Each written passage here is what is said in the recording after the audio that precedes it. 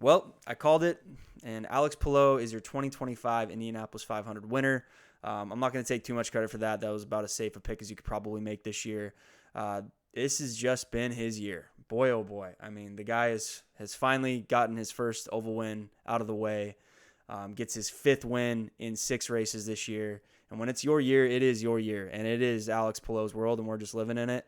And I feel bad for the other drivers having to watch that guy go to victory lane every goddamn weekend. It's just been ridiculous. But great race from him. Pretty wild Indy 500 in general. It was my first time watching it from home in a long time, and not being at the race. But just seemed like the beginning in particular was out of control between Scott McLaughlin crashing on the pace lap. I mean, that was shades of Roberto Guerrero back in the day, doing that from pole. Crazy to have that happen. I mean, from one of the most talented drivers in the field. I feel so bad for him. That was heartbreaking to watch him, with his head in his hands in turn one after that had happened. Heartbreaking.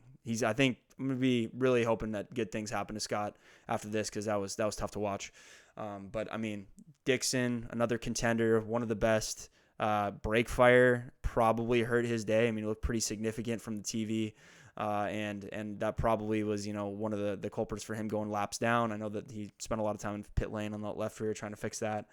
But just the beginning was wild. Marco gets pushed up high, ends up crashing. Tough day for him. And then, it kind of opened the door for a lot of these alternate strategies to work out, which really kind of set the tone for the race. I think it was really weird to see so many lap cars up and near the leaders. That always happens to some extent, but this year it really seemed like it was kind of a lot of guys are off sequence from the start of the race, and that allowed people like Ryan Hunter-Reay, Jack Harvey, and then all the ECR cars there at one point just being 1, 2, 3. I think Ericsson also benefited from just pitting one time less, if I remember right, or just at least the timing of it when he had pitted under the yellow at the beginning of the race, so that kind of opened up the strategy for him. But I think at the end of the day, the guy who made the least mistakes and still had a very good car won the race, and that was Alex Palou. I mean, he is about as surgical as it gets, and did just a great job. You saw him in the top 5 all day, regardless of who was up there. It was him. You'd see some, guys coming up there and then falling out. Takuma Sato dominates the first quarter of the race, and then one bad pit stop and he's back in 17th. You have guys like Connor Daly and David Malukas who were fighting at the front there a majority of the race, and it was great to see a couple, dark horses in that race, really making things interesting. But Palou was always right there, and I think he was just biding his time and being a pro like he is, and just waiting for his opportunity to be, in the top 3 or 4 in the last 20, 30 laps. And that's exactly what he was. Ended up, with a really just crazy ending there with all the lap cars at the end. Would have loved to see those guys. I mean, I get why they're trying to stay on the lead lap, but we think we were a little bit robbed from the type of battles that we've seen in the past couple years, with last lap passes and stuff. But pretty crazy race in general. Kyle Larson, tough day for him, crashing, taking out 2 other guys. Just a really rough year at Indy this year for Larson with 3 separate crashes. Hopefully he's doing well in Charlotte right now. I know that race is going on. But, yeah, just a really crazy race, one of the crazier ones we've seen in a long time. A couple of standout guys that I wanted to mention. So obviously David Malukas getting, his best finish ever at the Indianapolis 500. I totally forgot that he wasn't even in this race last year, because he was still dealing with that wrist fracture that he, when he was still on McLaren and then got let go. So really weird situation with him last year. I'm really happy to see him do well. He's just such a great, young personality, and I think, he's a great ambassador for the sport, especially for a younger demographic. And he did great today. He was up there, and he seemed like confident that he had the car to win. We were just, again, robbed of a little bit of that last few lap battles that we have been used to seeing the last few years. Connor Daly did great. Awesome race for him. I'm a big fan of his. It was really cool to see that happen. I think he's led the last 4 races, but just wasn't his day, and it seemed like he was dealing with some serious issues there in the second half of the race and in those last 2 stints that other guys weren't dealing with, which was a bit of a bummer, because you saw him right there at the top. He looked like he had a car to win, and then that last stint before the final pit stop, he just struggled, and I know that he was complaining about the right rear and some other things, but tough time for him. Finishes 10th, but great race, and he proves that he can do it as well as anybody on the ovals at Indy. So great race from him.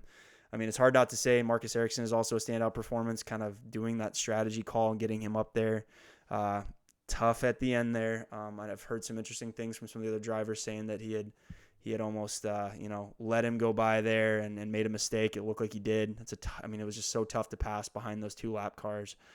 But great race to get a good result. He's had a tough time, I think, since he's been at Andretti. So especially you compare it to last year when he crashed on the opening lap. No fault of his own. He was taken out. It's great to see him have some success, but I know that he's pretty bummed from what I see on social media. And then 2 other guys I wanted to highlight. So Felix Rosenqvist didn't have the car to win, but a solid top 5 for him. We've seen him be competitive and crash on some of these high-speed ovals at times, but he looked really good, and a top 5 for him is a really good result. Wasn't meant to be in the Creed car, but thing was still pretty cool to see on track. And then the last guy, so Santino Ferrucci. Say what you want about the guy. He is bad fast at the Indianapolis Motor Speedway, and he's also bad consistent.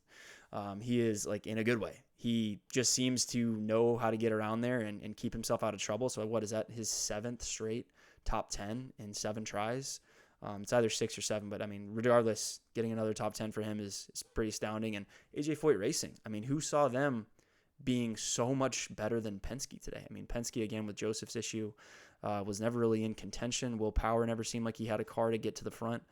So we were kind of robbed of Penske doing anything, especially with McLaughlin and that opening lap issue. But the AJ Foyt guys, with that partnership with Penske, they were the better cars today and had those 2 guys in the top 5 for most of the race. So pretty interesting race. I'm excited to be back there next year.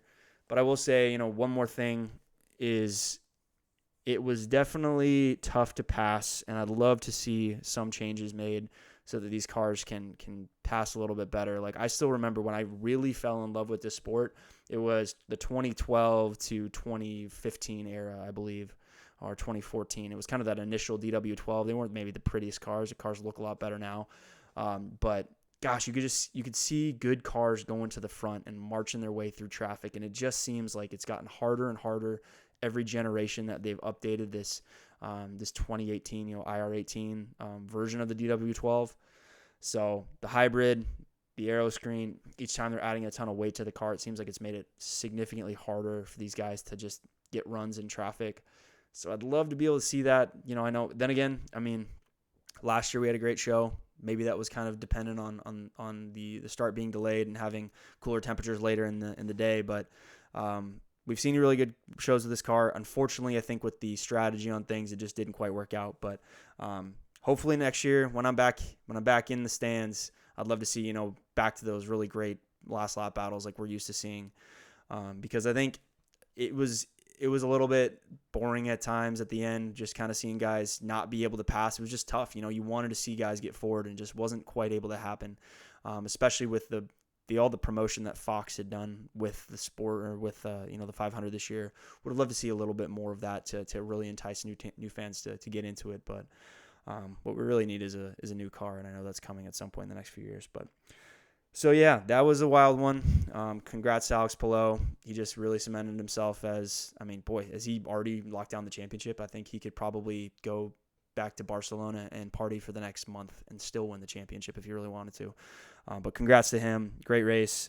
And then we'll see what happens. Detroit, I know it's a lot of people don't like that as the next race. I understand that. I'm still going to be watching regardless.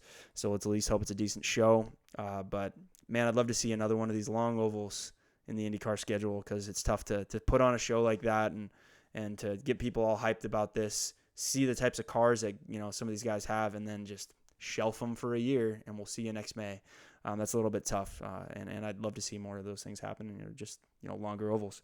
But either way, we'll see what happens. Congrats to Palou, and I'm going to try to do some stuff next week if time allows for Detroit. But thanks for following along. If you like what I'm doing, then let me know. But it's been fun kind of doing this for my first time for the Indy 500 this year, because I was so bummed of not making it. But that's all I got. Thanks for listening.